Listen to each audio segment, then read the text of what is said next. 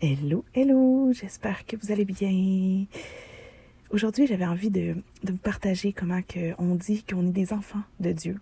Mais quand que je prends le temps de réfléchir à c'est quoi un enfant. Un enfant, c'est quelqu'un qui est continuellement en renouvellement de son intelligence, de ses connaissances, de son esprit, de les bonnes choses, des mauvaises choses. Un enfant, c'est une éponge. Tout ce que tu vas lui montrer, il va vouloir le mettre en pratique, que ça soit bien ou mauvais. Il naît pas avec un discernement de l'esprit.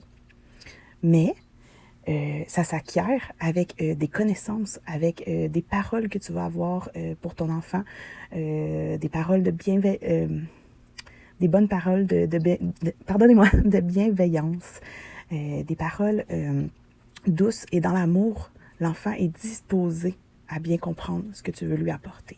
On dit que le Seigneur est un Dieu d'amour, un Dieu de patience, un Dieu de douceur. Mais un moment donné, il y a aussi dans tout ça, il doit aussi faire preuve de pas de sévérité, parce que j'aime pas ce mot-là, même en éducation à la petite enfance, euh, un côté, tu sais, il doit structurer ses enfants. Puis c'est par les apprentissages, c'est par les épreuves, c'est par tout ce qu'on vit qui nous restructure à sa parole, si bien sûr on veut le voir, l'entendre, et on veut complètement changer notre vie avec un cœur le plus rapproché de lui. On dit qu'on est enfant de Dieu, mais comme je vous ai dit, un enfant, c'est prêt à changer. La réalité, c'est que ça fait, si vous avez suivi les autres épisodes, ça fait pas si longtemps que je suis au Seigneur, mais tout ce que je vois du monde qui se disent chrétiens, qui ont une relation avec Dieu, c'est que leur ego est démesuré. C'est incroyable combien de fois j'ai voulu aider quelqu'un, pas parce que je suis meilleure qu'une autre personne, parce que le Seigneur me mettait une parole, un apprentissage ou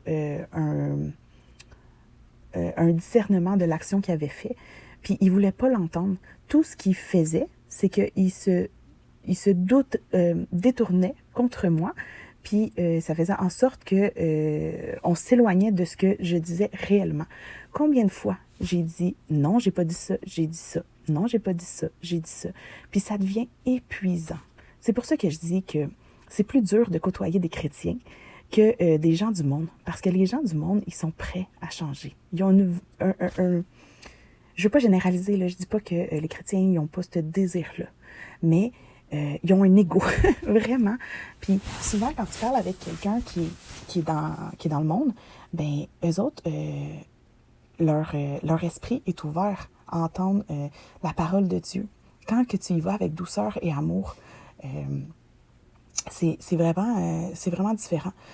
J'en suis venue à conclusion que j'allais plus par moi-même vers les chrétiens parce que j'ai j'ai trop perdu, pas perdu parce que c'est jamais perdu. Je veux pas mépriser l'importance du temps que j'ai eu avec ces gens-là, mais c'est plus que ça me prenait tellement d'énergie pour essayer de faire passer un court message que si on aurait pris le temps d'écouter, de prier, ben on serait sauvé un temps incroyable. Mais au lieu de ça, euh, on, on, on isole des mots dans une phrase, puis on confronte les gens, on devient tout le temps dans l'impatience de répondre, de riposter. C'est pas ça qu'un enfant est. Un enfant de Dieu qui a réellement envie d'apprendre dans le bien et dans l'amour de Jésus. On devrait être réceptif à son prochain parce que le Seigneur utilise n'importe qui pour te faire évoluer. Il va utiliser un chrétien, un catholique, un juif, peu importe. Peu importe. L'important, c'est que tu sois toujours ouvert à ce qu'il y a pour toi. Toujours ouvert à regarder, entendre comme lui, il veut. Tu dois être disposé et ne pas être dans l'égocentrisme que toi, t'as rien à cacher. T'as rien à changer, pardonnez-moi. Même aujourd'hui, jamais je vais dire que je suis parfaite. Jamais je vais dire que j'ai rien à apprendre. Au contraire, j'ai tout à apprendre. Tout ce que j'ai appris me vient de l'esprit parce que je suis disposée à l'entendre et on devrait toutes l'être en tant qu'enfant de Dieu. Mais la réalité, c'est que bien souvent, on entend ce qu'il veut nous dire et on porte attention à quelques mots que le Seigneur nous a dit, puis après, on fait notre propre intention au lieu de toujours demander une contre-vérification avec le Seigneur. Moi, c'est tout le temps ça comment je fonctionne. Quand que j'ai quelque chose, je dois attendre un deuxième signe pour pouvoir le faire. Puis quand je l'ai, ben je le fais. Puis bien souvent, c'est mal reçu, mais ça me dérange pas. Parce que la petite graine que j'ai semée, ben elle va éclore quand que elle doit être éclore. Seul le Seigneur va savoir quand que ça va germer cette graine-là. Pas que je fais pas d'erreur. Au contraire, quand quelqu'un me dit ben cette parole-là m'a blessée, j'ai aucune misère à demander pardon. Parce que l'humilité, c'est la base de la Bible. L'humilité, c'est ce qui te fait grandir, ce qui te construit, puis ce qui prend de la valeur auprès du Seigneur. Est-ce que tu as envie d'avoir de la valeur auprès du Seigneur? Ben, humilie-toi. Demande pardon. Sois en paix. Sois dans le calme et sois dans l'amour pour ton prochain et pour toi-même. La réalité, c'est que on a tellement à apprendre de nos enfants.